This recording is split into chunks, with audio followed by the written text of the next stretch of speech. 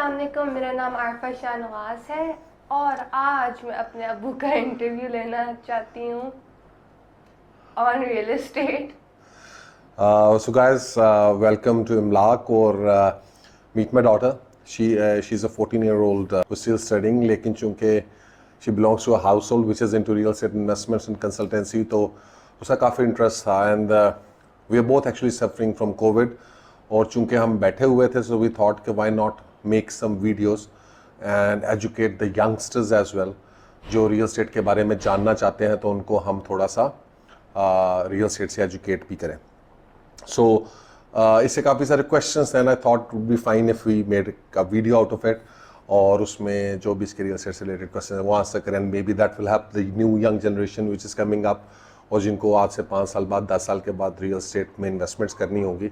So they also get an idea कि real estate investments क्या हैं. So let's begin this small interview and Arfa go ahead.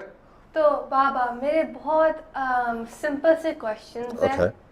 You know the ones beginners have. तो Yeah, sure. Start off, Sure. Real estate होती क्या चीज़ है? Basically, real estate is land. Okay. Anything which you are developing on land, जितनी भी दुनिया के अंदर ज़मीन जो है हमारी, आपको पता है कितनी ज़मीन है दुनिया में?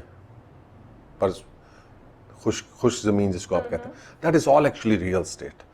It is divided into मुख्तलिफ सेगमेंट्स. फॉर एग्जांपल वो जगह जिसके ऊपर आप के जंगल्स हैं या जहाँ पे जंगल लगे तो उसको आप जंगल्स वगैरह कहते हैं. जो आप जहाँ पे एग्रीकल्चर के लिए यूज़ करते हैं that is called agricultural land. फिर उसके बाद जो जगह आप रेजिडेंट्स के लिए इस आपने शहर आबाद कर लिए हैं तो वो भी एक ज़मीन के खित्ते के ऊपर आबाद हुए हैं ना. तो you need land for that matter. तो जहाँ पे भी आपने घर बनाए हैं या जहाँ पे भी आपने टेक्निकली अगर मॉडर्न रियल एस्टेट की बात करेंगे तो जितने आपके शहर हैं जहाँ पे आपने सोसाइटीज़ बनाई हैं, घर बनाए हैं रहने के लिए, वो तमाम चीज़ें जो हैं वो generally are called real estate. आपके घर हैं, आपकी बिल्डिंग्स हैं, आपके अपार्टमेंट्स हैं, आपके कमर्शियल प्लाजाज हैं. So even agriculture land is also called part of real estate. So that is the basic concept of real estate. So real estate is actually not मतलब कोई स्पेसिफिक बहुत ही कोई unique किस्म की कोई आइडियोलॉजी नहीं है, बल्कि ये जब इंसान इसका सबसे पहला काम था, जब इंसान इधर आया तो उसने रियल एस्टेट से ही काम शुरू किया क्योंकि उसको एक खित्ता मिला कि यार इस जगह के ऊपर जो है वो काश्तकारी करो. तो वो रियल एस्टेट उस दिन वजूद में आ गई थी जब ये आपने काश्तकारी शुरू की और उसके बाद लोगों ने उसके ऊपर काम शुरू कर दिया. ऐसे जिस तरह आपकी आबादी बढ़ती जा रही है, ऑब्वियसली उस हिसाब से रियल एस्टेट के अंदर भी वक्तन फ़वक्तन जो है वो प्राइसेस जो है वो बढ़ती जा रही हैं. So that is the basic concept of real estate. इसके मतलब कोई और आपके जहन में कोई बात है तो वो बताओ. मेरा दूसरा सवाल है, वाइट पैसा और काला पैसा, ब्लैक मनी, राइट? होती क्या चीज़ अच्छा, है? From very easy directly to a topic जो रियल एस्टेट के अंदर आप आ गए. पाकिस्तान के अंदर ब्लैक मनी का कॉन्सेप्ट है बहुत ज़्यादा और उसकी रीज़न ये है कि ब्लैक मनी बेसिकली उस पैसे को कहते हैं जो आपने डिक्लेयर नहीं किया हुआ. सो अगर आपके पास पैसा है, टेक्निकली जब आप पैसे कमाते हैं तो उसके ऊपर आपने गवर्नमेंट को एक सर्टेन टैक्स देना होता है. वो जो टैक्स आप गवर्नमेंट को देते हैं उससे आपका पैसा डिक्लेयर हो जाता है and you can keep that money as yours and you can spend it legally any way you want. अब जो भी पैसा जो आप देंगे without involving this, right, without paying taxes to the government, that becomes black money, undeclared money. Okay, so there is a lot of undeclared money जो basically real estate में जाती है. उसकी रीज़न ये है कि जी के रियल एस्टेट के अंदर जो है वो बहुत सारे फैक्टर्स हैं जिसकी वजह से रियल एस्टेट के अंदर वो पैसा इन्वेस्ट करना आसान है. क्योंकि अब वो ब्लैक मनी चूँकि डिक्लेयर नहीं है तो अब आप उससे लीगली कोई चीज़ ख़रीद नहीं सकते. लेकिन रियल एस्टेट में एक जो फ़ायदा है वो ये है कि रियल एस्टेट में एक चीज़ जिसकी कीमत है 4 करोड़ रुपया लेकिन उसकी लीगल प्राइस है 2 करोड़ रुपया. तो आप क्या करोगे कि आप वो चीज़ 4 करोड़ रुपए में ख़रीदोगे, शो आप 2 करोड़ रुपया कराओगे, तो आपने कितना इन्वेस्ट कर दिया पैसा? 4 करोड़ रुपया.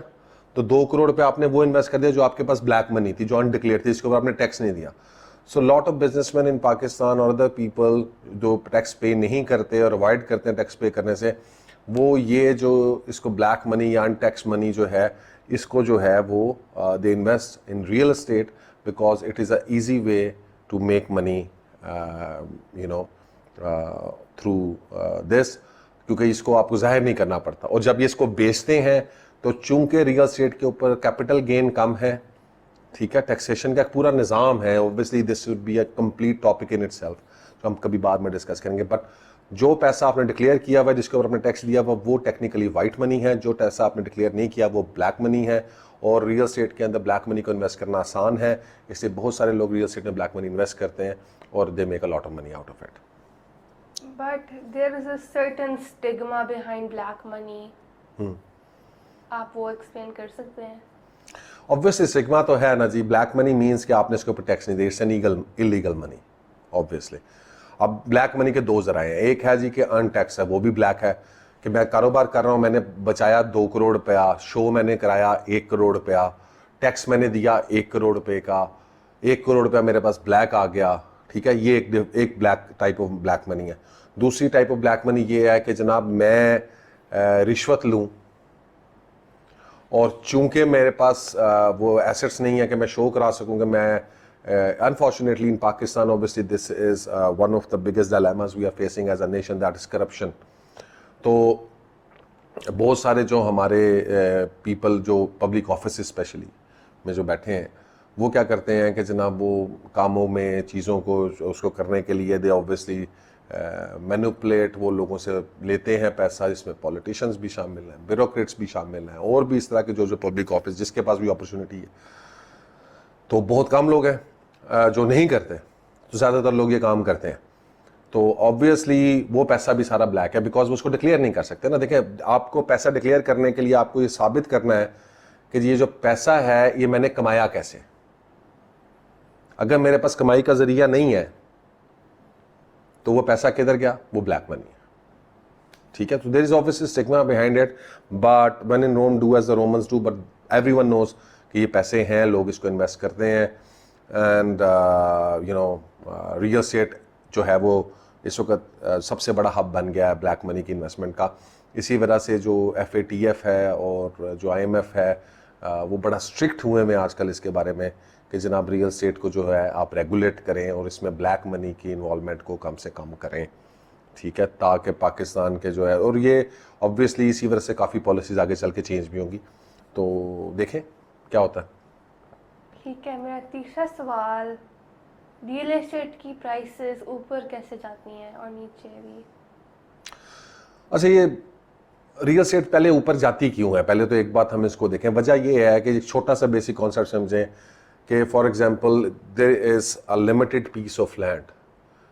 लैंड तो हम और नहीं बना सकते, मेरी बात आप समझ गए। या तो हम मार्स पे चले जाएं या हम मून पे चले जाएं तो वहाँ पे लैंड मिलेगी। तो दुनिया में तो लिमिटेड पीस ऑफ लैंड है। तो सप्लाई और डिमांड को, यू अंडरस्टैंड, जी, सप्लाई डिमांड क्या है?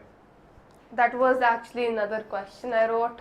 अच्छा ठीक है, चलो, बट Yes, अभी सप्लाई डिमांड बेसिकली ये है कि अगर इस वक्त दुनिया में कितने लोग हैं? Around 7 billion people. Around 7 billion, ठीक है।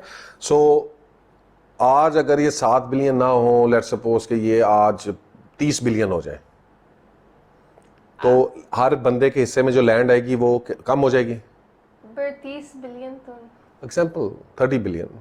30 billion, I heard the population इसके बाद नीचे जाएगी, it will reach a peak and then it will go down. I agree with you. अभी बाहर यूरोपियन वेस्टर्न कंट्रीज में पॉपुलेशन जो है वो रुक गई है, चीज़ें नीचे जा रही हैं। So obviously people are very of this fact कि इतना ओवर पॉपुलेशन नहीं होनी चाहिए, एजुकेशन आ रही है। बट द क्वेश्चन जो आपका है, मैं उसको आंसर एक सिर्फ हिपोथेसिस ले लो कि अगर आज 7 बिलियन लोग हैं, लेट्स सपोज, मुझे अब भूल गया है कि दुनिया में कितने लोग हैं, कितनी ये ज़मीन है। आपको पता होना चाहिए, वैसे आपको ओ लेवल्स में नहीं पता या 8th क्लास में पता होना चाहिए कि ये कितनी ये dry land, how much dry land we have. Like I know 70%। So obviously जितने लोग, आबादी जिस तरीके से बढ़ती जा रही है, और अगर लोग ज़्यादा होते जाएंगे, लेट्स सपोज कल को 30 बिलियन हो जाते हैं लोग, तो ऑब्वियसली लैंड तो लिमिटेड है। तो लैंड जब लिमिटेड है तो ऑब्वियसली उसकी प्राइसेस जो है वो आहिस्ता आहिस्ता ऊपर जाना शुरू हो जाएंगी।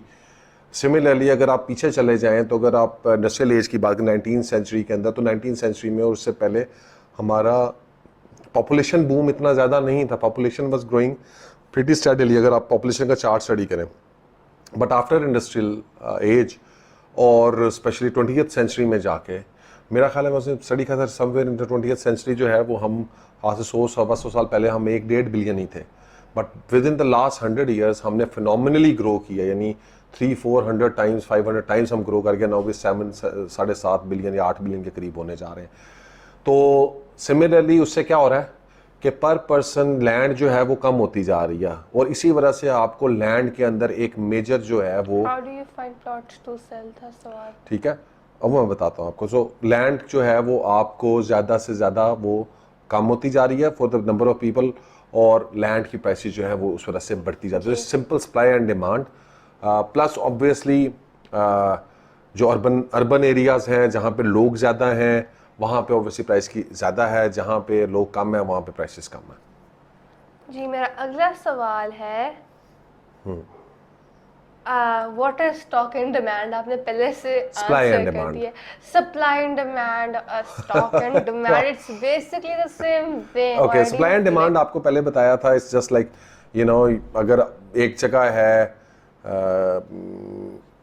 आपके पास ये पेन है, तो अब अगर इसको खरीदारी के लिए सिर्फ एक बंदा अवेलेबल है तो वो 10 रुपए में खरीद लेगा, लेकिन अगर 2 बंदे आ गए तो क्या होगा, वो कहेगा मुझे भी जरूरत है, पेन एक ही है, तो आप दोनों के दरमियान प्राइस ऊपर जाएगी, तो आप दोनों के दरमियान कंपटीशन हो जाएगा। वो कहेगा मैं 11 रुपए का लूंगा, क्योंकि पेन एक रह गया, तुम मैं 13 रुपए की लूंगी, मैं कहूँगा मैं 14 रुपीज में लूंगा, आप 15, and the highest bidder they will get the land. So obviously supply and demand as one of the major things to play in economy, और similarly land के अंदर भी। and but if supply and demand जैसे आपने बताया है एक चीज है, ठीक है, and two people want it, but what if there are 5 pens and only 2 people want 1 pen? Only 2 people want 1 pen, तो similarly obviously price deflate हो जाएगी, price will come down because Nobody demand wants it. nobody wants it. That's sad. So, that's sad, but at the same point you see कि दुनिया के अंदर बहुत सारी चीज़ें हैं कि लेट्स सपोज अगर मैं एग्जांपल देता हूँ कि हमारे पास वक्त यहाँ पे बहुत ज़्यादा प्लॉट है, ज़मीन है, अभी कोई कमी नहीं हुई है ज़मीन की दुनिया के अंदर, लेकिन जो हमारा फियर फैक्टर है हम खुद से अपने लिए ज़मीन को महंगी कर रहे हैं जी Wait, what? by buying it, by investing in it, so the land is actually getting expensive. It's a human nature. It's running out, you said. It's running out, obviously, but the point is कि हम land खरीदते सारी इसलिए usage के लिए नहीं खरीद रहे। इस वक्त रियल एस्टेट के अंदर यूजेज के लिए तो इन्वेस्टमेंट हो रही है, लेकिन साथ साथ जो है एंड यूजर के अलावा एज एन इन्वेस्टमेंट भी इन्वेस्टमेंट हो रही है कि जिसकी ज़रूरत नहीं है, लेकिन मतलब अभी मैं आपको अगर बताऊं कि, और ये स्पेसिफिकली कुछ जगहों की बात कर रहा हूँ, मैं हर जगह की बात नहीं कर रहा। लाहौर में DHA लाहौर में या इस तरह जो बाकी सोसाइटीज़ बनी हैं, यहाँ पे लाखों की तादाद में प्लॉट हैं जो खाली पड़े हैं और अगले 10-20 साल 25 साल वो खाली ही रहेंगे। उनके ऊपर अभी घर नहीं बनने क्योंकि उनकी ज़रूरत नहीं है अभी लोगों ने 20 साल के बाद घर बनाना है, बट वो प्लॉट और लैंड जो है वो उन्होंने खरीद ज़रूर ली हुई है, तो वो end user requirement as of today नहीं है, वो आगे की है futuristic, but this is how economies work obviously. And that was all of the questions I had for you today. That is all? Yeah, that is all. Okay. So, I hope you have learned something out of it. Yep, totally. Totally? Acha, theek hai. So, should I ask you some questions though? What type of questions? Regarding real estate, what do you think now? Will you invest in real estate? Personally, I believe so. If it's something that will earn me money, when I don't even have to work much for it, I'm lazy, so yes. So, yes, you are.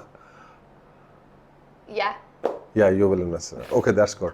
So, guys, I hope you enjoyed this little session of basic real estate questions. मकसद हमारा ये था कि जी के जो भी youngsters हैं, अभी बच्चे हैं जो लर्न करना चाहते हैं रियल एस्टेट के बारे में, you know, they find something basics कि जनाब रियल एस्टेट क्या है. इंशाल्लाह we'll try, if he comes up with more questions, we'll try to have a few more sessions about it.